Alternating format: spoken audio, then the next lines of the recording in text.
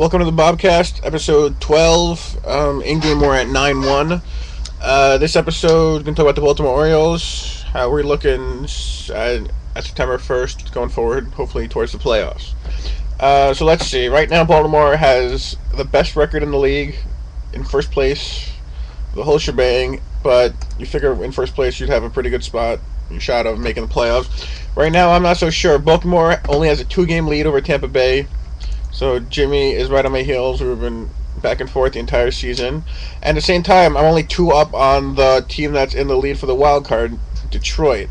So we have Baltimore, Tampa Bay, Detroit, and Cleveland, 4 teams for 3 spots, all within the 2 games of each other. It should be pretty interesting. Tampa Bay and Detroit obviously being tied for the division lead. But we're here to talk about Baltimore. So 2-game lead in both division and wild card. So as of right now, 2-game lead with 30 left. Obviously better than being 2 games back, but obviously I would have liked to have had a larger lead. Team overall is playing well. We're 7th in runs scored, 4th in runs allowed. Last month at 8-1 we were 10th in runs scored and 1st in runs allowed. So both have moved more towards the middle, but or we got a little bit better in hitting and a little bit worse in pitching. So there's that. Overall, the team is playing well. We've had some good things happen, some bad things happen. Some guys took PD hits. Again, Donovan Tate. I hate the guy. I'm really starting to hate him. Took a talent hit. When contact went from 8 to 7. Contact went from 70 to 67. Getting fed up and sick and tired of him. Let's see. Overall, though, the team is playing well. My catcher, Matt Wieters, having a great season, even though I'm thinking of moving him to left field next season. Hitting 303 with a 430 on base percentage. On pace to score 104 runs, only driving 66, but he's been batting second for me, so for the whole season. So it's not like it wasn't expected that he wasn't driving a lot of runs. But I really am having a problem with my leadoff spot. The 2 guys that I've had there recently, or pretty much the whole season, are Brendan Webb and Jose Reyes. Reyes has not played well for me. Has not played well for me since he's come over. In the 2 months he's been here, he had 227 to 313 on base in July, and a 275 to 336 on base in August. Not exactly lighting the world on fire. For the season, he's only having a 332 on base, so I don't really like that. Not sure I keep that in my leadoff spot. Actually, I've been batting Brendan Webb in my leadoff spot. Not that he's doing any better. 258 batting average with 340 on base. So a little bit better on base, a little bit worse average, but neither guy's really playing that well. Let's go around then. Miguel Cabrera, my first baseman, having a really good season. Not a monster, but a really good season. His best, but that's pretty much only because he's underperformed in this league so far. If you look at his ratings, sitting 316 with a 402 on base, 107 RBI, 86 runs. So he's on pace for 130 RBI and 106 runs, which is pretty good. Obviously, he's second in the league in RBI after Josh Hamilton. So he's playing well. My second baseman, Ryan Dent, also having a really, really monster season in his rookie year. I'd say he's odds-on favorite for the rookie of the year at this point. He's hitting 345 with a 387 on base percentage. On pace to score 100 runs, driving 90-something runs. Not bad for a 25-year-old. His contact went up 1 point. He's up to 99 at this point, which is cool beans. Let's see, who else we got? We got Josh Johnson. My Reyes, I guess I'm a shortstop. Not really playing that well. My third baseman, I moved Montero to DH earlier in the season. Brought up Josh Bell to play third base. He's having a good season for me, I guess, hitting 271 with a 335 on base. It's not great, but it's not terrible either. A little bit of pop in his bat. I'm going to hit 10 home runs, only in 270 on at-bats, so that's pretty good. Overall, my infield's playing pretty well, I guess. My DH, Jesus Montero. I don't really get Montero. The guy's 100 power, yet he's only 16 home runs, so my park isn't terrible against homers. It's not great, but it's not terrible. And yet, he's only going to hit maybe 20 this year with all his power and whatnot. So he should be doing better. He has a 295 average, 351 on base, OPS of 851. So he's pretty good at DH. Next season, I'm thinking I'm moving back to catcher, but that's for next season. My left fielder, Michael Carter, is playing okay. I guess no one really in my outfield is doing well. He's in 275 to 320 on base. So actually, let me say that's pretty shitty. That's my left fielder. My center fielder, Donovan Tate, hitting 257 with a 340 on base. 10 homers, 70 RBIs, 65 runs. Not really that good either. And he's also playing a pretty shitty center field with 15 errors and only left center field percentage. So that's not good. Brendan Webb in right field. Also hitting 258 with 340 on base percentage. Playing a solid, not even really a bad right field with a 90 fielding percentage. So my outfield completely sucks. Next season I'm gonna make it better. Hopefully I'll move Wieters out to the outfield and put some pop at least in my outfield and left field. My pitching has starters at least. My starters have been great.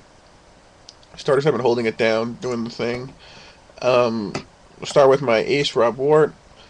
15-6 with a 2.99 ERA. He went 3-0 with a 2.4 this past month. So he's pitching pretty well. I will definitely take that with a whip of 108. Though his movement ratings went way down, but so that's for that. He's pitching pretty well. Only real bad game he had, he lost in 5 innings, he had 4 runs against Tampa Bay, a game I obviously needed because every game in Tampa Bay is huge. But Ward's having a solid season. My number 2, at this point I'm having Jaime Garcia pitch to my number 2, so I'm doing extension. He's been pitching really well since then. Went 3-0, that's 3.47 this past month in 6 starts, 13-7, 3.26 ERA, so that's pretty good. Alvarado, my number 3, doesn't go deep into games, only pitches 6-7 innings per game, but 13-6, 3.31 ERA. He's walked in 182 innings. He's walked 16 guys, which is pretty incredible. So that's pretty freaking good. Gives up hits, but no walks. So at least he doesn't get himself in too much trouble that way.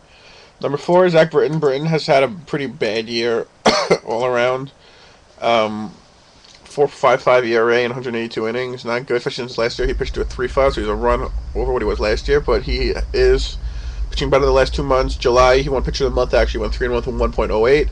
August, he went 2-2 with a 3.92, so he's at least pitching more towards his actual numbers. My number 5, Heredia, I'll take whatever he gives me. 9-5 with a 4.28. I will absolutely take that for my number 5 starter. My number 5 starter, if he goes 500, I'd be happy. He's 4 games over 500, so that's good. That's my starters. My bullpen is a completely different can of worms. Sorry, my sister got me sick.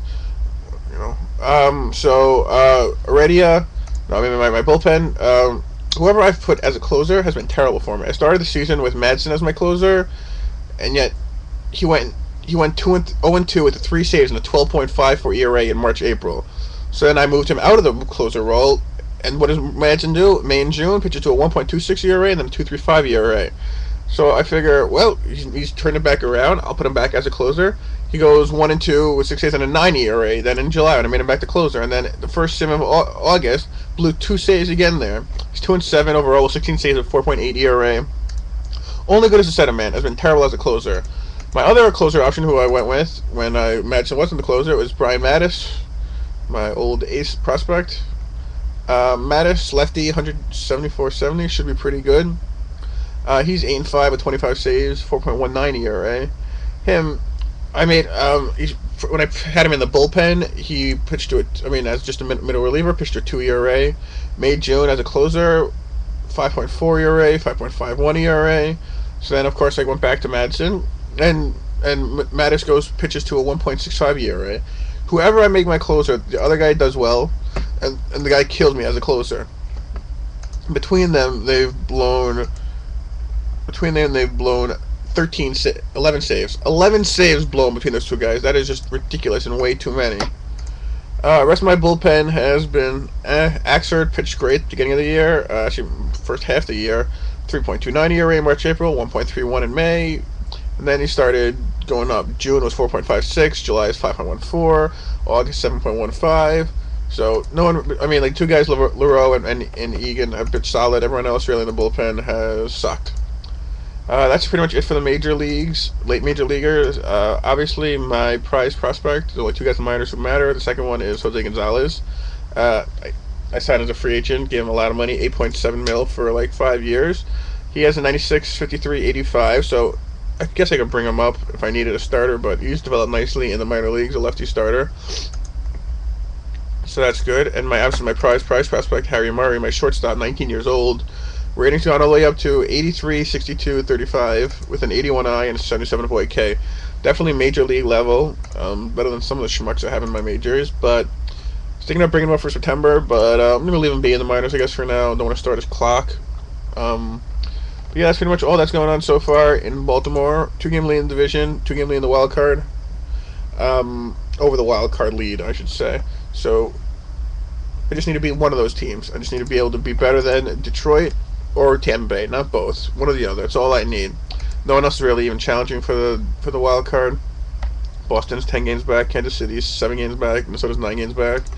So hopefully we make it to the playoffs. That's all I'm shooting for this year, the playoffs. And once we get to the playoffs, Baltimore is pretty dangerous. I have 6 starters I could really go to if I include Mattis. 3 lefty, 3 righty. So no matter what a team is good at, I could match up with them well. My hitters, I have in my lineup, I have 3 switch hitters, 1 lefty. So half my lineup could be like left-handed or right-handed. Other guys can hit righty. I have a playoff team. I think I have a team that does really well in the would do really well in the playoffs if I somehow may manage to get there. But that's obviously the question. 1 month left in the season, 30 games. We're at 81 and 51, so I'm hoping to go 20 and 10 in those games, and that should guarantee me a spot. Not guarantee, but that should help me get a spot in the playoffs. Thanks for watching. See you guys next time. Peace.